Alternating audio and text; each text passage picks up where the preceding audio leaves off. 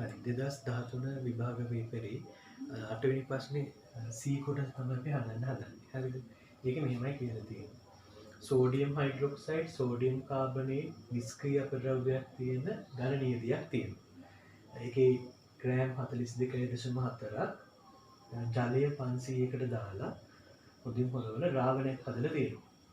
ඒ ද්‍රාවණය X ද්‍රාවණයක අපිට දීලා තියෙනවා.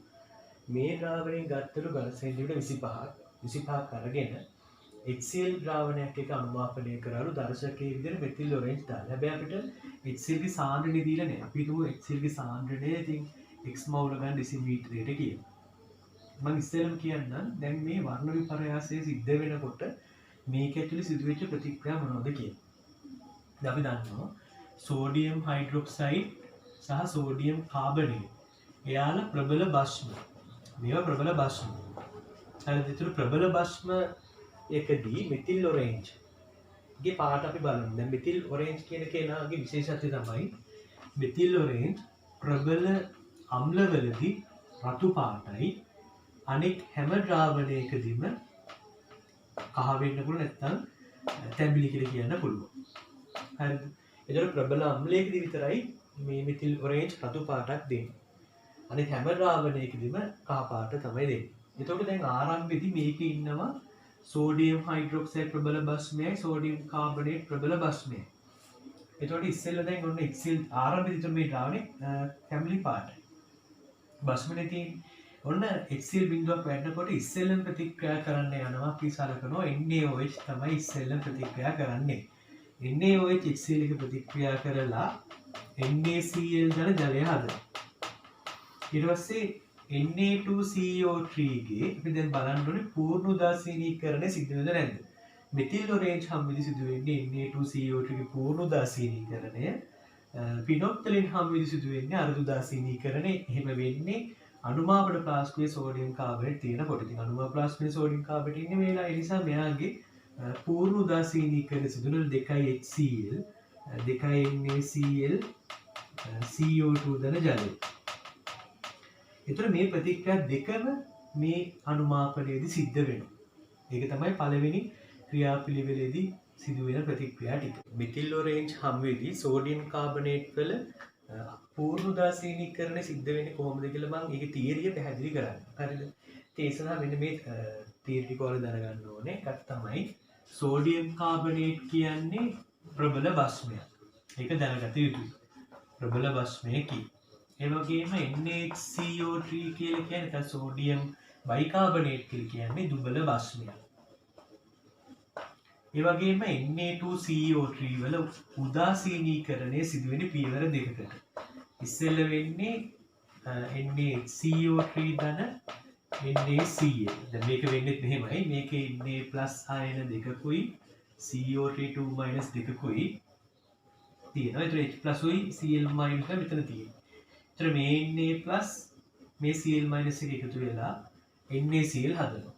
ඒ වගේම මේ H+ එක මේ CO3 2- එක එකතු වුණාට පස්සේ හදන්නේ CO3- යන්නේ HCO3- උයි මේ අනිත් Na+ උයි එකතු වෙලා NaHCO3 හදනවා. ඒ තමයි පළමු පියවර Na2CO3 ගේ උදාසීනීකරණය සිද්ධ වෙන්නේ.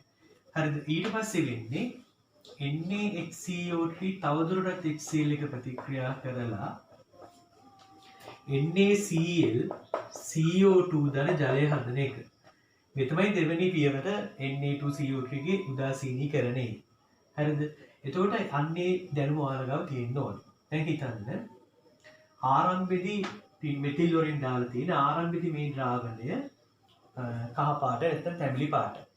එතකොට මේ සෝඩියම් කාබනේට් තියෙන තාක් දැන් උඩින් HCl දාන්න කියලා හිතන්න. එතකොට මොකද තියෙන සෝඩියම් කාබනේට් ටික ටික ෂේ වෙලා යනවා. සෝඩියම් කාබනේට් ටික ඉවර වෙනවා. සෝඩියම් බයිකාබනේට් කියන කෙනා ටික හැදෙනවා.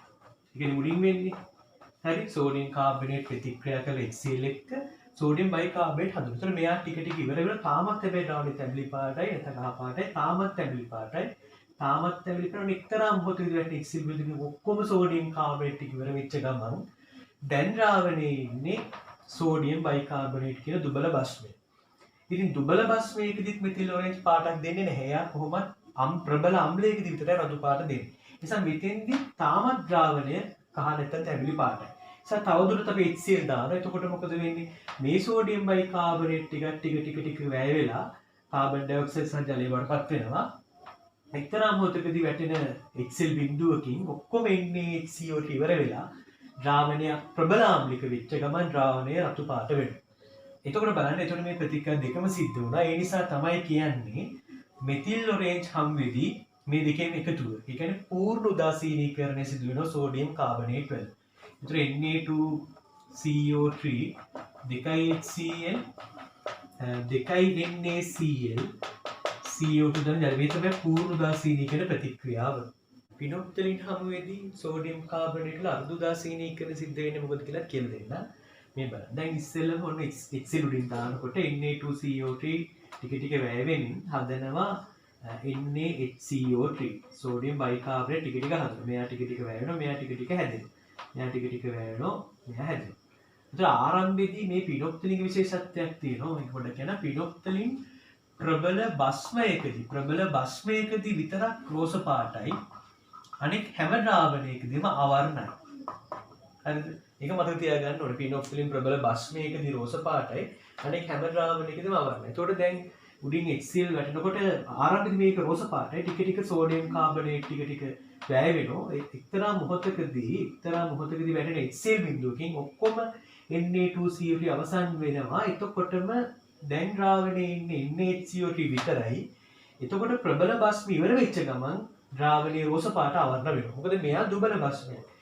Na2CO3 තියෙන තාක්කල් රෝස පාට එයා ඉවර වෙච්ච ගමන් ද්‍රාවණය අවර්ණ වෙනවා. ඒ නිසා තමයි Na2CO3 ගේ අර්ධ උදාසීනීකරණය සිද්ධ වෙන්නේ. කවුරු හම්බෙද? පිනොප්තලින් හම්බෙදි අර්ධ උදාසීනීකරණය සිද්ධ වෙන්නේ. ඒ නිසා ඒතර මෙන්න මේ ප්‍රතික්‍රියාව විතරයි පිනොප්තලින් හම්බෙදි සිද්ධ වෙන්නේ. හරි.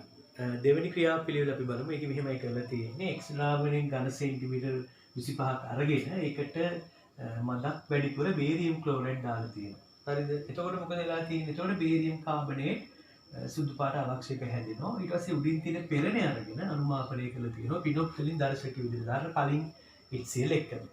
ඉතින් මේකේ සිදුවෙන දේවල් මම කියන්නම්. දැන් ඉස්සෙල්ලම වෙන්නේ මේ බේරියම් ක්ලෝරයිඩ් දානකොට බේරියම් ක්ලෝරයිඩ් එක්ක සෝඩියම් කාබනේට් ප්‍රතික්‍රියා කරලා බේරියම් කාබනේට් ධන 2යි NaCl හදනවා.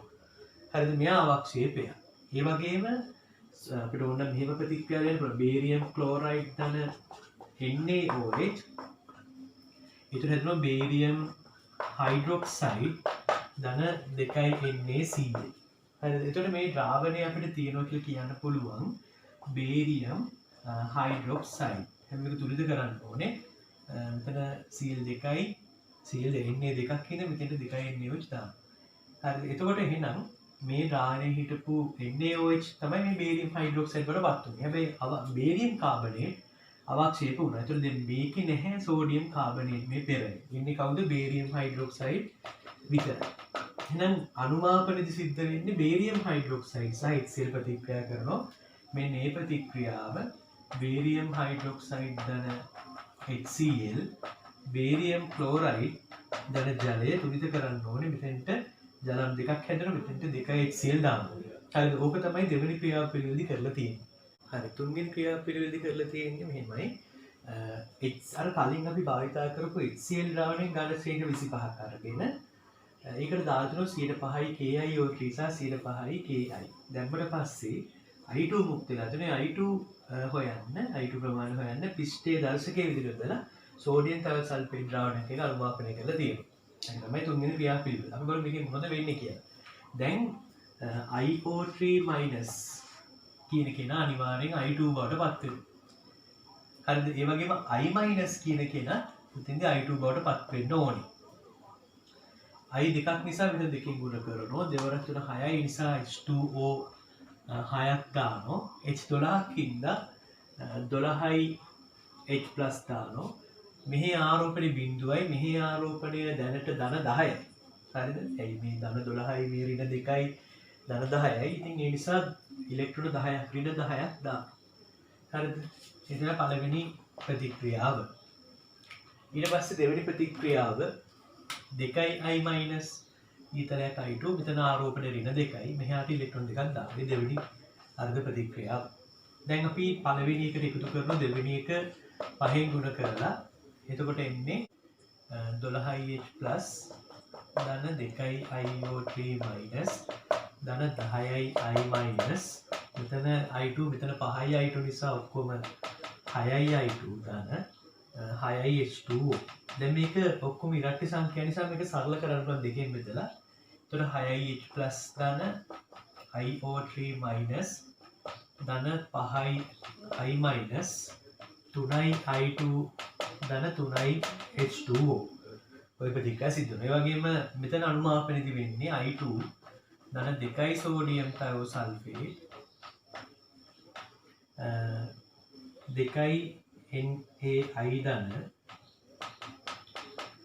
Na2SO6 මෙතන ප්‍රතික්‍රියා දෙක මෙතන ක්‍රියාපිළිවෙල තුනේදී සිද්ධ වෙන්නේ. හරි දැන් අපි බලමු ගාන හදන හැටි. මෙන්න අහලා තියෙන්නේ H+ සාන්ද්‍රය නැත්නම් HCl සාන්ද්‍රය අහලා තියෙන්නේ පළවෙනි කොටසේ. ඉතින් ඒක හොයන්න අපිට ඕන වෙන්නේ තුන්වෙනි ක්‍රියාපිළිවෙල. හරිද අපි ඒකෙදී සිදුවන ප්‍රතික්‍රියා දෙක කලින් ලියාගත්තා. ඉස්සෙල්ලා අපි හොයන වැය වෙච්ච සෝඩියම් තයෝසල්ෆේට් මවුල ගන්න 10.5 නම් 12.5යි පරිමාව වැය වෙච්ච. ඒකට එනවා 6.2යි පහවරක් 10 එහෙනම් ස්ටොයිකින් විතරම මේ මවුල ගන්න දැන් නිසා I2 මවුල ගන්න හොයන්න පුළුවන්. මේ මවුල ගන්න දෙකෙන් විදුණන් I2 මවුල ගන්න එනවා. I2 හැදුනේ මෙන්න මේ ප්‍රතික්‍රියාවෙන්. ඒතර I2 සහ H+ අතර ස්ටොයික් විච බලනවා. හරි 3ට 6 ගැන 1ට 2යි නිසා ආයි මේ H+ මවුල ගන්න හොයන්න අපි දෙකෙන් ගුණ කරන්න ඕනේ. මේක දෙකෙන් ගුණ කරනවා. H+ ගානයි HCl ගේ මවුල ගාන සමානයි. හැබැයි ඒ ආරම්භයේදීම HCl මේ මවුල ගාන තිබ්බේ ඝනසේන 25ක් තුල. ඒ නිසා මේ මවුල ගාන 25න් බෙදුවා 1000 ගුණ කරලා HCl ගේ සාන්ද්‍රය හොයාගන්න පුළුවන්. ඒක 0.25 උත්තරේ එනවා. හරි ඊළඟට අපෙන් අහන්නේ සෝඩියම් කාබනේට් ස්කන්ධ ප්‍රසතය. ඒතර ඒක දෙවෙනි ක්‍රියාපිළිවෙලින් හදන්න පටන් ගත්තා නම් හරි මේ ගාන. මොකද අනුමාපනය වෙන්නේ බේරියම් හයිඩ්‍රොක්සයිඩ් විතරයි දෙවෙනි ක්‍රියාපිළිවෙලෙදී HCl එක්ක. ඉතින් බේරියම් හයිඩ්‍රොක්සයිඩ් හැදුනේ මේ තිබිච්ච සෝඩියම් හයිඩ්‍රොක්සයිඩ් වලට වැඩිපුර බේරියම් ක්ලෝරයිඩ් දැම්ම යන්නේ. ඒතකොට තමයි බේරියම් හයිඩ්‍රොක්සයිඩ් හැදුනේ. ඒ නිසා අපි දෙවෙනි ක්‍රියාපිළිවෙල පටන් ගමු. ඒතකොට අපිට වැඩි ලේසි සෝඩියම් හයිඩ්‍රොක්සයිඩ් මවුල ගන්න හොයාගන්න පුළුවන් ඝනසේන 25ක් ඇතුළේ තියෙනවා. ඒ නිසා අපි හොයනවා වැව් HCl මවුල ගන්න සාන්ද්‍රය හොයාගන්න 10.2යි පහන ගුණ කිරීම 24. එතකොට එනවා 25 ගුණ කිරීම 24.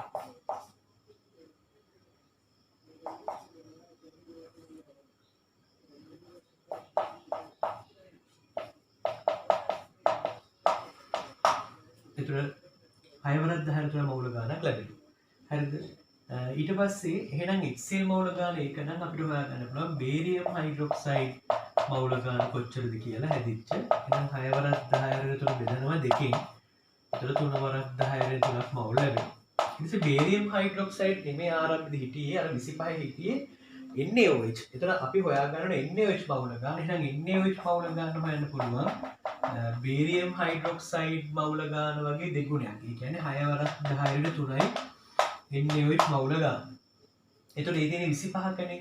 25ක NaOH මවුල ගාන අපි දැන් දන්නවා. ඝනසේන 25ක NaOH මවුල ගාන 6 වරක් 10 අරගෙන 3යි. අපි ඊට පස්සේ යමු පළවෙනි ක්‍රියාපිළිවෙලෙදී. මොකද ඒ ද්‍රාවණයෙම 25ක් ගත්ත නිසා මේකේ NaOH තවමත් ඉන්නේ 6 වරක් 10 අරගෙන 3ක් මවුල ප්‍රමාණයක් මෙතෙන්දී. එහෙනම් දැන් අපි බලමු මෙතන වැය වෙන HCl මවුල ගාන. මේකට වැය වෙනවා 6 වරක් 10 අරගෙන 3ක්. එතකොට මෙතෙන්දී Na2 දන්නේ කොච්චරද කියලා 25කින් අපි හිතමු x කියලා එන මෙතන 2x වැය වෙනවා. එහෙනම් 6 වරක් 10 අරගෙන 3 දාන 2x තමයි පළවෙනි ක්‍රියාපිළිවෙලේදී වැය වූ HCl මවුල ගාන වෙන්නේ. 2x දාන 6 වරක් 10 අරගෙන 3. අපිට මේ මවුල ගාන හොයන්න පුළුවන්. අපිට දීලා තියෙන වැය වෙච්ච පරිමාව පළවෙනි ක්‍රියාපිළිවෙල 32යි. එහෙනම් 1000ක තමයි 0.25 ගුණ කිරීම 32. එතකොට 25 වරක් 32.